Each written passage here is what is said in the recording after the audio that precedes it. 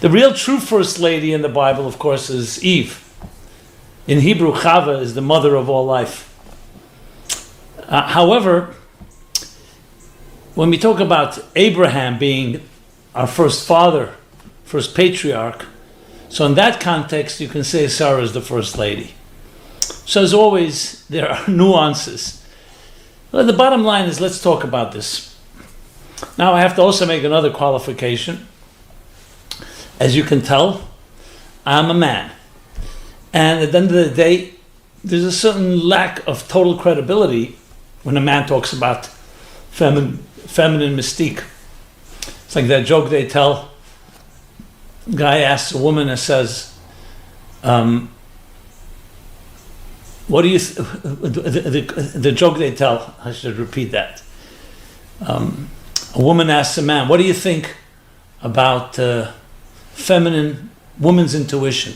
And he says a bunch of hogwash. He said, how did I know you were going to say that? So, yet I'm not coming just from my own experience or perspective, though I've had great, wonderful women around me in my life, but also from the deeper mystical and spiritual perspective of the feminine archetype. And though, yes, a woman would probably be much more fitting to talk about this, but I want to share a few thoughts which may be meaningful to all of us. Gender issues in general, masculine, feminine, have been, especially lately, in the news and headlines. We're not really going to address that, but there's no question that there's a crisis and a challenge in identity in general, especially gender and sexual identity. That's why it's very good to often go back to the roots. And the Bible does teach us things that are surprisingly timely and extremely relevant to the 21st century, despite the stereotype that one would think that these are archaic ideas. So we're going to talk about Sarah. Sarah and Abraham are the two pioneers, partners, that forged a new path. A path that was not driven by self-interest, but by the greater good. And not that they were pushovers, not that they forgot about their own needs, but they dedicated their lives to create a new way of looking at the world. Instead of it being about my interests and myself and my needs first, they had open home. Not only an open home, they went out, reached out to people, inspired them spiritually. As we're told in so many different ways, their chesed, their kindness, was legendary. But remember, they were the pioneers. It wasn't something that was a given and everybody was doing it. They were pioneers. As I discussed in the last program about Abraham, the first pioneer. But Sarah was the equal partner. So what do we learn about not just their general partnership, but Sarah's particular touch that we can learn about that teaches us so much today? So there's a fascinating episode in the Bible that after Sarah passes away, interestingly, it's after she passes away, we learn virtues about her that we didn't even know about before that. They were there, but they became far more apparent, which itself is a tremendous lesson in life that I just would like to stop and pause on for a moment. That if you really want to see someone's eternal contribution, it's not always when you see it in their lifetime, because in their lifetime they're present. So obviously they're having their influences. Do you know when you really see it? When they're physically no longer here. Are they remembered? Is there a legacy? I'm speaking now to you almost 4,000 years later, 3,800 years since Sarah lived. And there's indeed a chapter called The Life of Sarah. What it actually talks about is life after her passing, because that's when you suddenly see, more than ever, the real impact. As I said, when the light is shining, but when the light is dimmed, where you don't see the person's light, are they still affecting generations to come? And she did indeed. And here's the story. So after she passes away, Abraham determines it's time for Isaac to find Isaac a bride. He sends a servant who goes out and finds Rebekah. Rebekah finally meets Isaac. Long story, but they come together. And here's their first encounter, where you talk about love at first sight, but not in the Hollywood superficial style. We're talking about a love that would last not just in their lifetime, but thousands of years. Many people say they fall in love. 2 years later, they're fighting an ugly divorce war in court. They meet. Isaac brings her into the tent. They lived in tents. Into Sarah's tent. And he sees that it's like his mother reappearing. Now, most of us don't want to marry someone like our mother. But when you know who Sarah was, the ultimate paragon of a woman. But what did he see? So interestingly, he sees 4 features in her. Actually, Rashi, the commentary, brings 3 of the 4. But the Medrash, which is a commentary on the verse, says he brings 4 things. What are the 4 things? The first, he sees a cloud hovering over the tent, which had disappeared after his mother passed away. The second thing, he sees a flame burning from Friday to Friday, all week. The third, he sees a blessing in her dough. That's the expression, in the food she prepared. And the fourth thing, he sees that the doors of the tent are open and welcoming to everyone, whoever wants to come from any direction. That's the fourth one Rashi does not cite. But those are the 4. Now, when you think about it, it sounds okay, nice, a little poetic, romantic. But no, they signify 4 tremendous features in the feminine mystique that if we were able to somewhat bottle it into a formula, we would have a very different world. Now, many of you may already be following these guidelines, but it's worthwhile describing them. So what do these 4 signify? The cloud, the flame, the blessing in the dough, and the 4-sided, the doors open in all directions.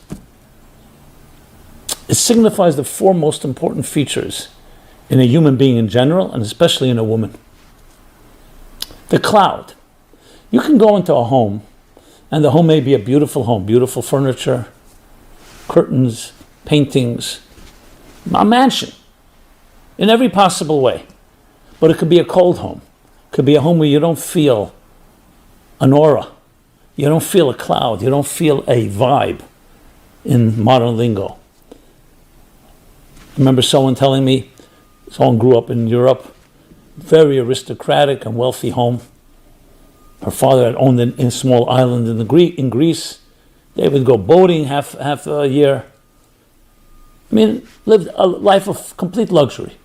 But I remember once when she said to me, with tears in her eyes, it was the most glorious home, but there was no one there. I was there with a few nannies. My parents, who were not even talking to each other, barely came home. It was a house without love. And the first thing that came to mind, I said to her, you know, Sarah had a cloud in her tent. I don't know how luxurious it was, but there was a cloud. The cloud represents a hovering presence. The mystics explain that in life we need 2 things. We need what is called internal energy, and we need what is called transcendent energy. Internal energy is like when you eat and drink, you need to digest food to sustain you. Clothing, on the other hand, is important, but it surrounds you. And a home is even more so. It's called in the Kabbalistic terms makif. It's a transcendent energy. And it's hard to put your finger on it. As I said, you can have a beautiful home, you can have beautiful clothing, you can have beautiful furniture. But then there's the aura in the home. And when Isaac saw, after his mother passed away, that aura had dissipated, and he saw it return, Rivka. That's number 1. The second thing was the flame that burned from Friday to Friday. So of course, right away reminds us of lighting the fire, the Ner Shabbat, the candle that we light before Shabbat, before holidays, Friday to Friday. But here the key thing is that it burned all week. It didn't just burn for a few hours. What does that symbolize? So let's talk about light. What is light? Light is an interesting entity. Einstein made it very popular in the world of science. But if you look in the world of Kabbalah, you see light is always used. Or Ein Sof, the infinite light, the infinite energy. So light is more than just turning on a light and seeing things. Light is actually quite paradoxical. On one hand, it clearly is visible. On the other hand, it doesn't have any substance. But think of this property. A little light dispels a lot of darkness. All the weapons in the world cannot eliminate darkness. A little flame comes into the picture and eliminates darkness without any battle. When it comes to water and fire, enough water can evaporate large bodies. Enough water can extinguish a large fire. Enough fire can evaporate large body of water. And they struggle, they battle. They're equal adversarial forces. When it comes to light and darkness, as soon as a little light enters into the darkest room, that area will be illuminated. You may need more light to illuminate a darker space, a larger dark space. But light doesn't have any battle going on.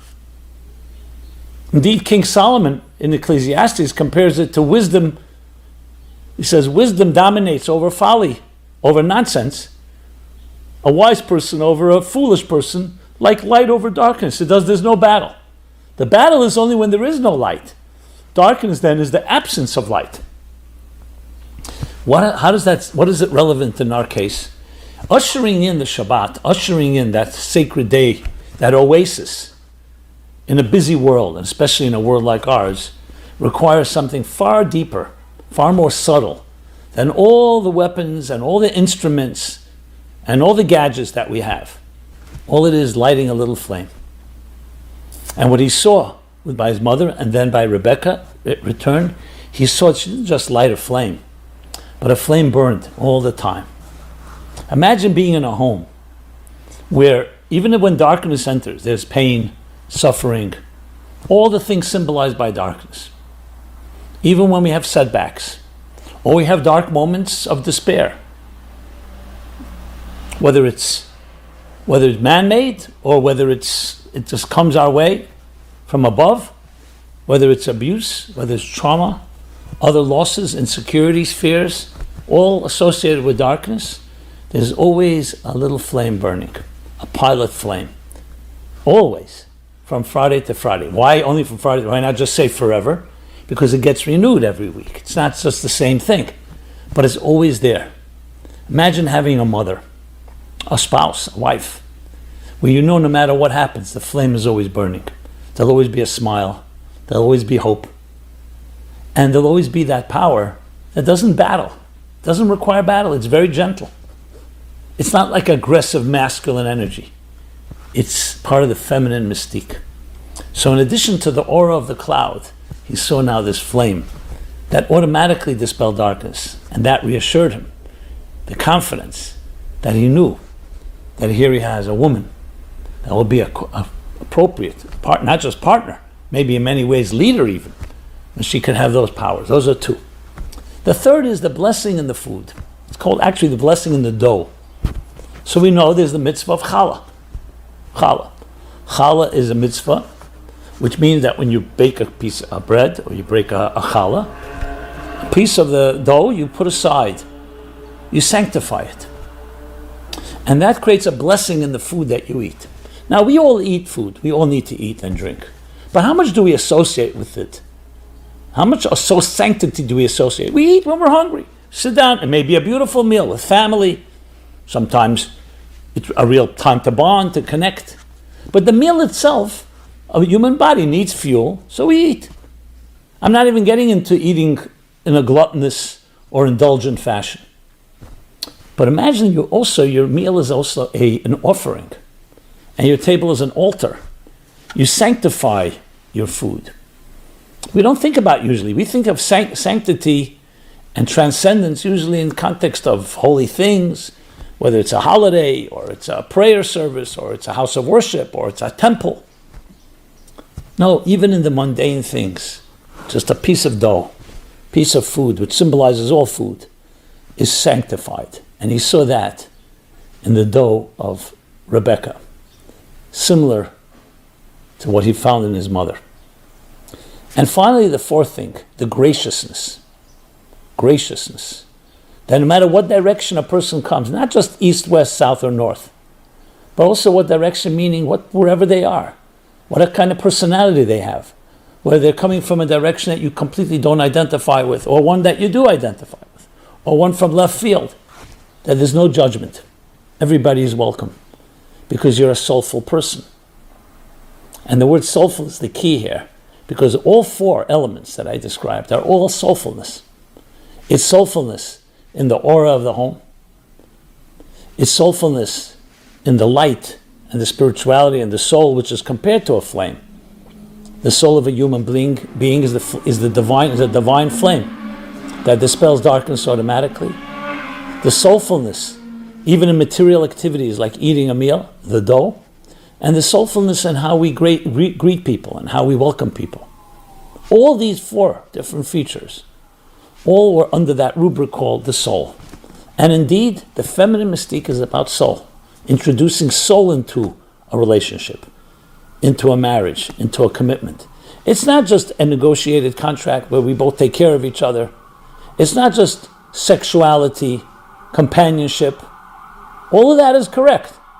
But there's also a soulfulness, a transcendent soulfulness. And this brings me to an interesting thing. And maybe this is why Rashi only brings the first three of the four. The first three are also an acronym for the word Hachen, which means the grace, or Chana, another Hebrew name. Chala, Nida, and Adlokat Neret. Sanctity in the three pillars of a true, healthy marriage and relationship. One is sanctity in our intimacy, not just sexuality, intimacy. It's a connection between two people that are bonded, and they're intimate not only when they're physically together, they're intimate all the time. That's the aura of the cloud.